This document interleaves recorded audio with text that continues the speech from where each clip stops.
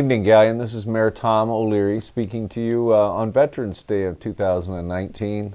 I guess on one of the earliest winter evenings that I can remember in recent over the recent years. So I want everyone to be safe tonight, and imagine those of people who had Veterans Day off or are winding up a long weekend. Day like today, or particularly at afternoon and evening like tonight, even though it was forecasted, really puts our service department in a mode where they, I think a month ago, they thought they would probably be raking leaves and vacuuming up leaves, and tonight they're in snow plows. We've got most of the primary routes have been handled, and we still have a couple of crews out at a little bit after 8 o'clock, so I think the most of this will pass by 9:30, and although it's supposed to be brutally cold tomorrow, I think the streets will be in relatively good shape. So enough of what the weatherman Mayor. The other thing that the weather does, an early storm like this, it really throws a bit of a kink in some of the projects that the city has let and got under contract the last couple of weeks. Specifically the bike path and the project out on Charles Street.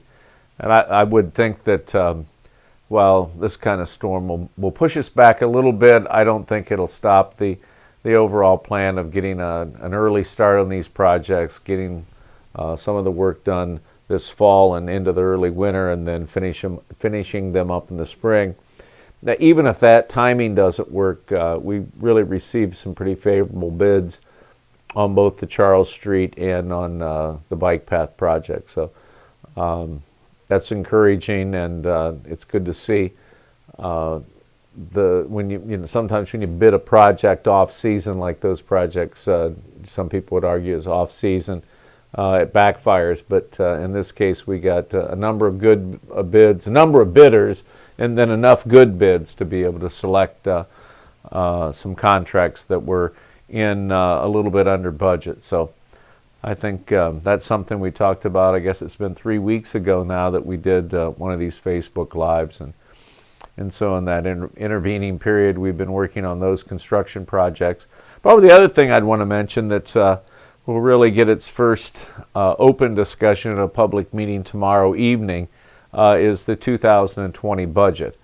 There's been as one could imagine this time of year over the last month or so, quite a bit of work done at the supervisor, service director, mayor level, discussing what available resources are, really what our needs are for next year.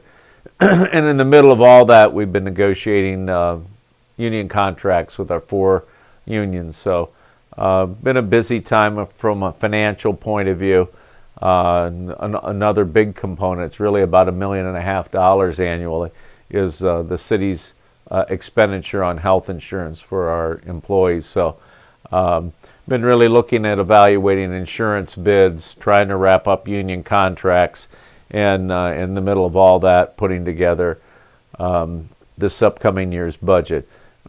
Around $5 to $6 million in the city's general fund. And then the bulk of our spending is in the electric fund, water and sewer funds. So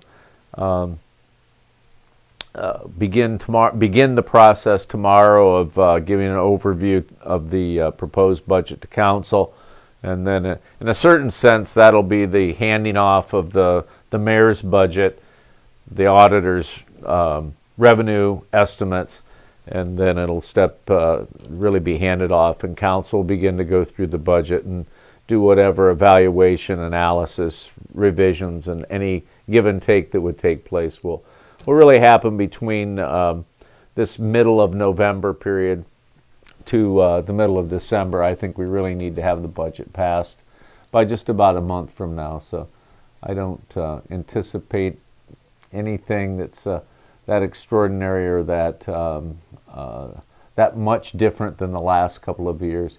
But you'll see an increase in the amount of money that we're able to put into our city streets as a result of the increased gas tax. So that's something that's as you can imagine, we're already working on the 2020 paving targets, and expect to have both a combination of the $20 license plate tax and the increased state gas tax. So to the extent that we're paying higher taxes, it's good to see an increase in local resources to get at some of the local streets. So that's kind of a summary where we're at the last couple of weeks. I'm not sure if people are snuggled in or they've got some questions. We'll jump right into that. Okay, sounds good. Well, it's fitting that our first question tonight comes on Veterans Day, because Cindy would like to know, when will the veteran banners be taken down? I think what we'll see over the next, I don't have an exact date on it, but I imagine it'll happen in conjunction with putting up of the Christmas decorations, which is kind of an annual thing that will happen. I believe the come home to Galion Christmas event, Santa Parade, I believe is the first weekend in December. So we've got a window of a couple weeks to get the banners down and get the Christmas decorations up. So it won't be long, and I'm really glad that we were able to keep them up through Veterans Day. Okay, thanks, Mayor. That's all the questions that we have as of right now. So if anybody has anything for the Mayor tonight, please submit it at this time. Just also want to point out we had a comment from Rita. She said she's watching from Atlanta. Is that Rita, the lady that takes all our tax money? Is that Rita, or is it No, different one. Okay, good. I figured she'd probably have to go all the way to Atlanta to hide to be able to terrorize us. Rita from Atlanta. No, I really appreciate somebody tuning in and watching that. I'd say another thing, if there's some more questions, we can certainly answer them or attempt to answer them. Another one of the things that you'll see in the budget tomorrow night is really the first discussion with council in any detail of freeze projects for next year, and the other kinds of park improvements that we expect to propose to council. A project that may be one of the larger dollar amounts this coming year is the reconstruction of the slide at Heisey Park Pool and some other improvements at the pool.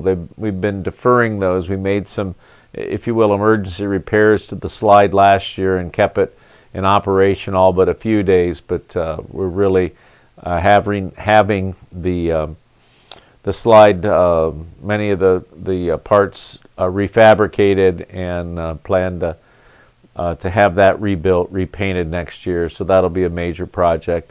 There was I don't even know what they're called, Matt, strand on Facebook, discussion on Facebook my wife had read to me the other day. And it was a discussion, one of the frequent commenters talking about the condition of the log cabin in the park. And the commenter, he's right about the condition of the cabin. It's in really bad shape. The only thing I would say insofar as explanation or justification is that we've really 2 different times since I've been mayor tried and solicited the contractor community for someone to take on some of the major roof repairs and some of the other repairs that are needed as a result of deferred maintenance. And we've really had a poor contractor response. Late this past summer, just at a matter of a month or 2 ago, we did get some quotes and have built the quotes for the repair of the log cabin in the 2020 budget. So I won't go through every project that we're proposing to use freeze funds or your income tax, city income tax, parks funds. I won't go through every project, but I would say that the pool and the repair of the log cabin are a couple of major ones. And I think the third area that I think will have the biggest impact for families, especially families who use the playground equipment, is that the mulched areas in and around the existing playgrounds will be rebuilt as part of some of the capital improvements projects in the park. So And the very last thing, I guess I've gone ahead and detailed all the stuff now after I said I wouldn't, but we're looking at a zip line that would be sort of a teenage attraction, if that's the right word. That would be rather lengthy, 50, 60-foot zip line, perhaps out at East Park. So we started some real preliminary engineering, if you will, on that, and we'll begin to cost out the project. And I think that would be the kind of project that would provide a balance of activities in our major parks where we have the most activity. So that's really most of what we have. You have any other questions? Yeah, we've got a few Okay, more coming in. Next one tonight comes from Marie. She asked, is there an update on a grocery store? Yeah, not really. I find it real frustrating. I know that the Port Authority has met, I want to say 4 times, but it may be only 3, and they're at the point where they're really working on establishing some priorities. And while that Port Authority board will operate as an independent entity, one of the things that I hope to offer is a project for them to look at, especially if we can't break this stalemate up at the Galion West shopping center, the site of the old Geyers. If we can't break that, we're going to have to break that log jam. We're going to have to do something about a new facility, a new commercial facility.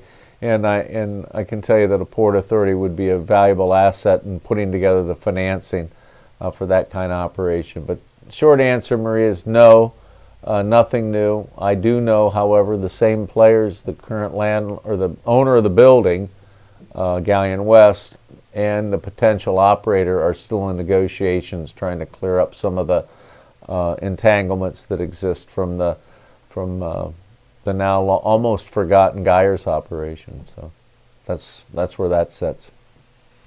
Okay, Seems thanks. like I've given that answer about 3 dozen times, and sometimes I wake up in the middle of the night and think, wow, wouldn't it be nice the day that we get to say there's something different, something better with regard to that. But we continue to move ahead down 2 tracks, one building a new facility if need be, and the other one is playing a constructive role in freeing up the long-time Galion West grocery location.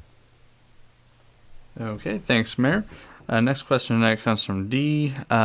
She says, I love this beautiful little town, but the utilities and taxes are killing me. Well, I don't know quite how to respond to that. Taxes have not, gosh, I don't know what to say. I'm not going to defend taxes that voters voted on many years ago. I would say that the taxes are what enabled us to get out of fiscal recovery, that we were able to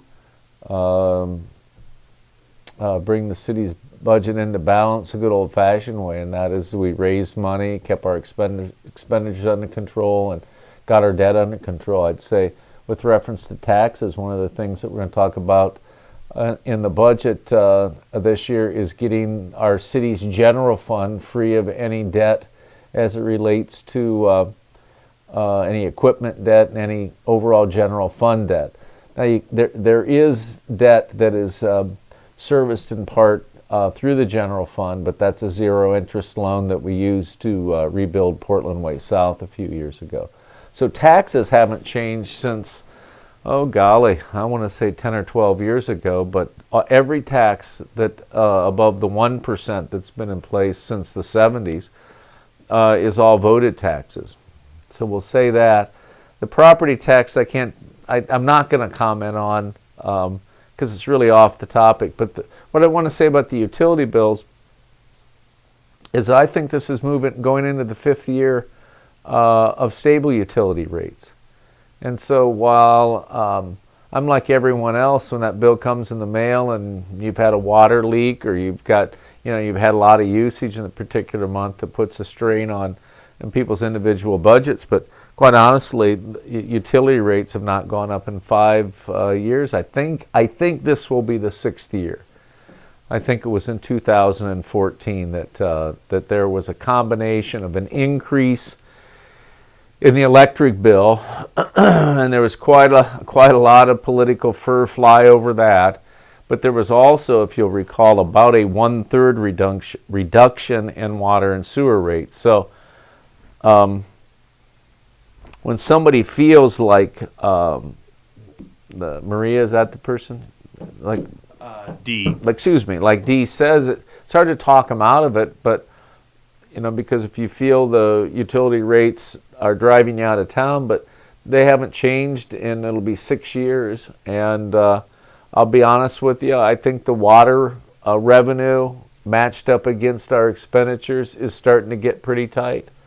So of all the rates that I would see some sort of increase in over the next calendar year, there may be an adjustment in water rates, but it's been 6 years.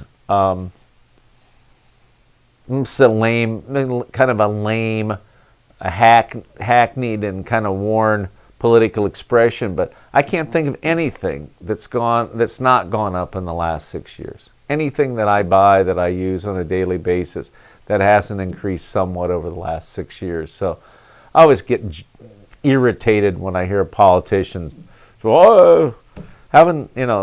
they haven't gone up a lot, because it seems to you, Dee, that they're choking off your ability to, but insofar as what the city's done to make it difficult to live in this town, water, sewer, storm water, electric, all of those major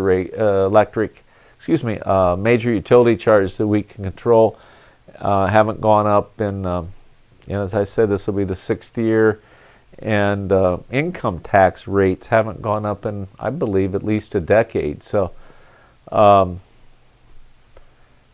I don't know if we can get a dialogue going on that. I'd love to, have that conversation. I'd say, I'm just going to go on for one more minute. When it comes to residential electric and water and sewer rates, this comes up every once in a while, and now in social media is where the discussion happens, not in the newspaper like it used to. But right now, our water and sewer and electric rates on a residential basis are the lowest in the county.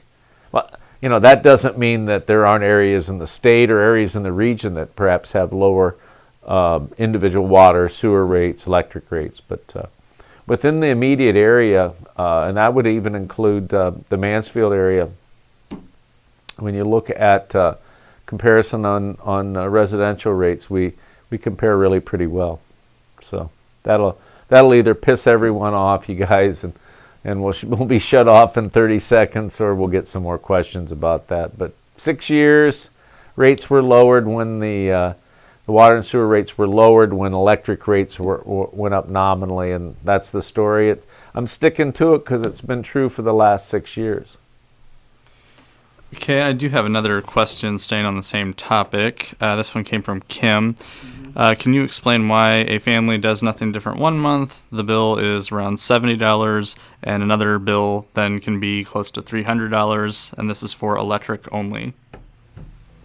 Yeah, I think what I suggest every time we have a question like that is to look at a couple of things, and I'm real happy about, and this sounds a little patronizing, isn't meant to be.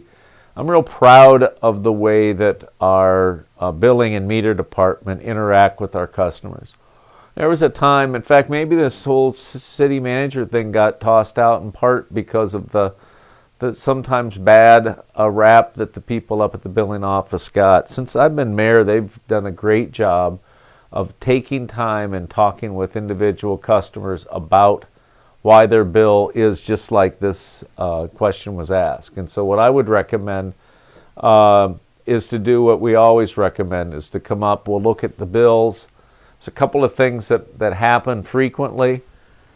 When you see those, they have to do, and this individual was talking about electric, but there's a lot of times where there's a varying water rate, and that has to do with a leaky toilet or a faucet that you weren't aware of, and that can drive up your water and sewer rate significantly. But what we'll do, the other variable that I think is sometimes worth looking at that you don't often see, is how long the billing cycle is. And we'll occasionally see a billing cycle that will run short in a particular month and then long the next month. In 3 or 4 days, we'll have that won't represent $70 to $300. And then that kind of variance is almost always has to do with consumption. And in this particular example, they're talking about electric consumption. It seems like you aren't using more electric more than in 1 month than another, but that's generally what the case is. And when we check meters, it really isn't a situation where a meter is running significantly faster or slower from month to month. But again, like I started to say, our billing office staff will spend the time with you to look at that. We'll send a meter guy out. We actually went back. We were running really with 2 meter people for several months now. We've added back to what had been the kind of normal, if you will, strength of 3 meter people. So we have an individual can go out and spend a little bit of time making sure that we don't have, in any particular case, a metering problem. But it generally is the length of billing cycle or consumption in the kilowatt hours from month to month. Doesn't seem like you're using much more from 1 month to another, but that generally is the culprit. So I would encourage her to go on up to the billing office. You don't really need to make an appointment. Just sit down and then spend maybe 15, 20 minutes, and you can generally see what the issue is with usage. So I don't mean to over-answer it, but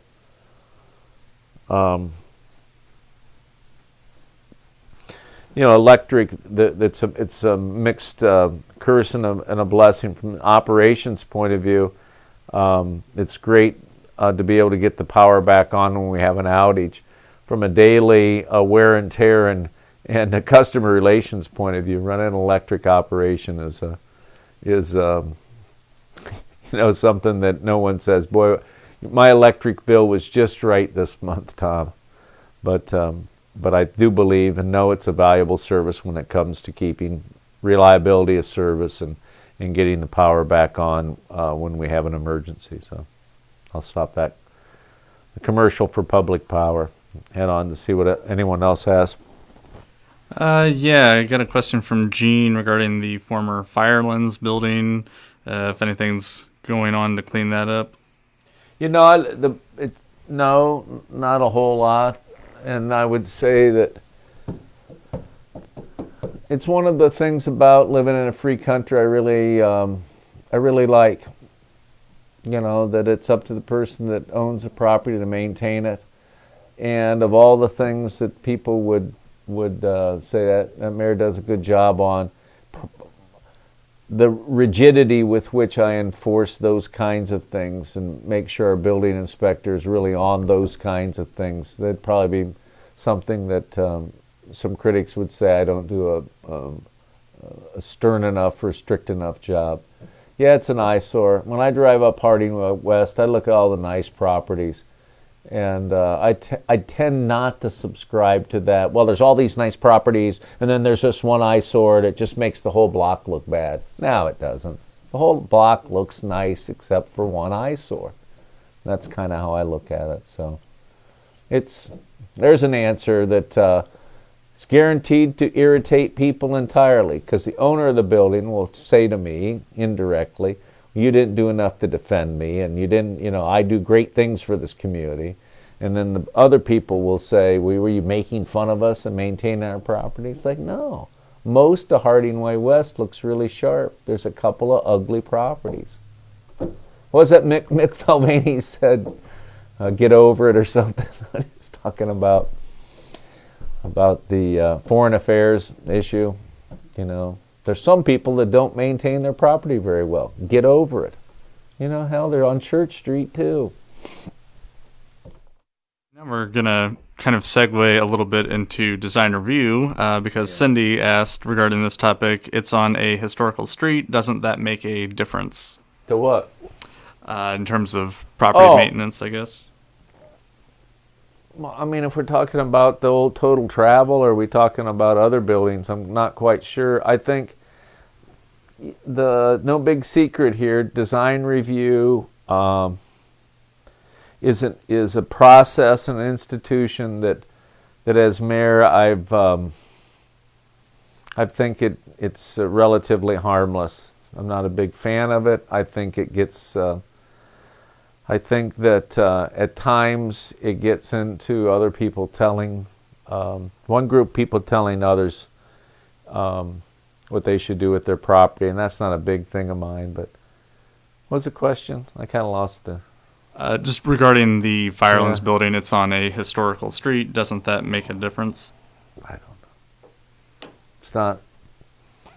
Next mayor that runs, they could run on historic preservation, and they could win that particular issue. I think it's been a benefit over the years. It's been in place, but recently there's been justification. Oh, we've got to keep design review and keep this intact so that we can get these wonderful grants. Well, I gotta tell you, the grant that we got over the past year and a half was a big pain in the neck, and the city of Galion won't be pursuing that. So if the only reason we have the design review is to keep us in line to be able to be awarded grants, that's a pretty poor reason to keep it, in my view. So, Matt? How could such a small thing flare up into such a big issue? But yeah, I think to wrap up on that topic, unless there's some more things. I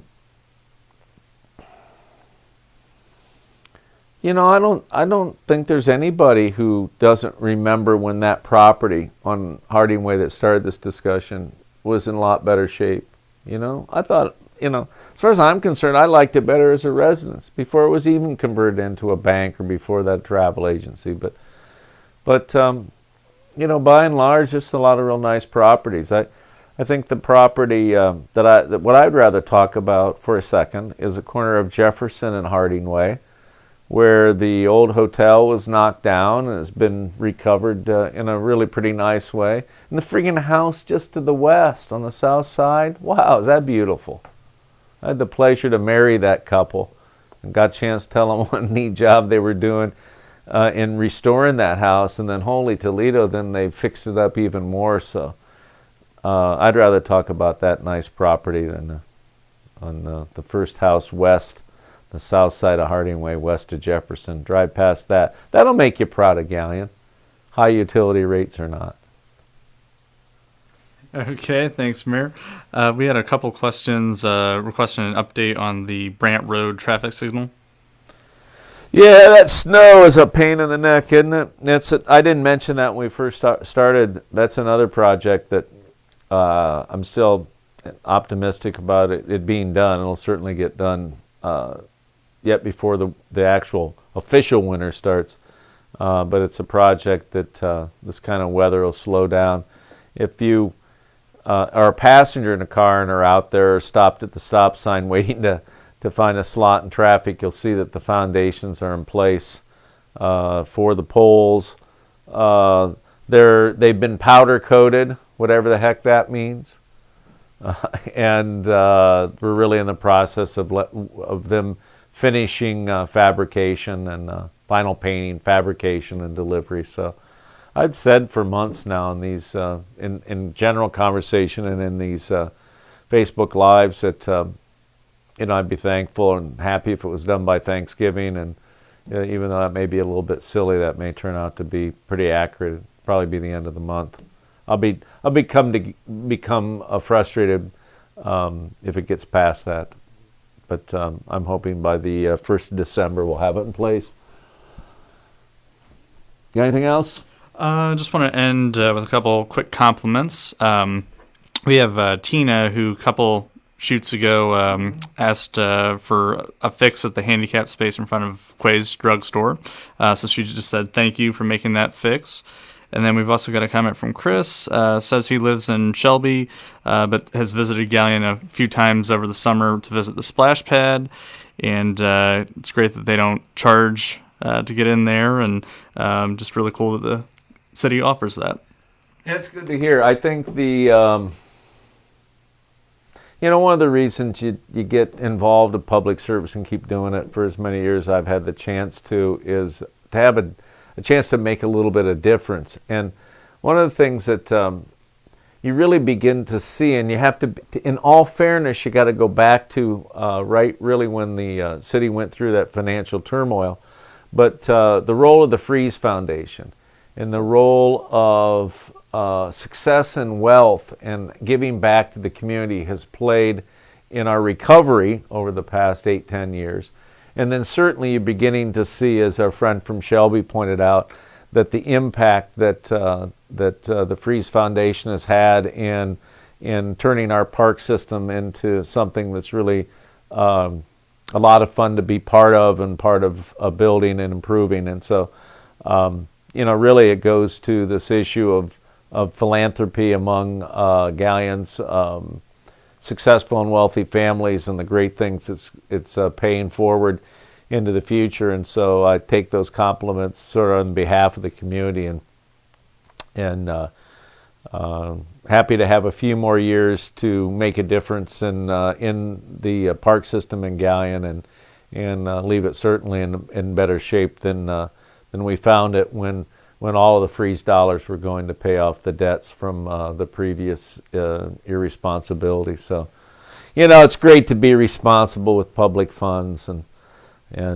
tomorrow we'll have a live exercise in that as we begin to discuss the budget and go through a month or 6-week process trying to fine-tune it and make sure we're spending the right amount and keeping utility rates and tax rates as low as we possibly can. And in a town that I'm increasingly proud to be mayor of. So I want to thank you for the opportunity and say it feels good to be in Galion again. And I think that's something that for a long time not everyone would say that it's good to be in Galion, but it certainly is. And we'll be back at it tomorrow. And if you have a chance, come on up tomorrow night to City Council meeting and see what the 2020 city budget will be like. Anything else?